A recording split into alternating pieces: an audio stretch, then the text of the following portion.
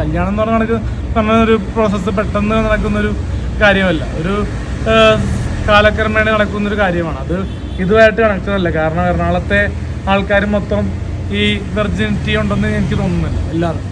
എല്ലാ പെൺകുട്ടികളും വെർജിനാണെന്ന് നമുക്ക് സംശയിക്കേണ്ടിയിരിക്കുന്നു. കാരണം മറൈൻ പാർക്കിലൊക്കെ ഒരുപാട് സദാചാര പ്രവർത്തനങ്ങൾ നമ്മൾ കണ്ണിൽപ്പെടുന്നുണ്ട്. ഒരുപാട് കഴിഞ്ഞ ദിവസം പറഞ്ഞിരുന്നു മോശമായിട്ടുള്ള അനുഭവം കലൂർ സ്റ്റേഡിയത്തിലൊക്കെ നടക്കുന്നുണ്ടെന്ന്. മനസ്സിലായോ?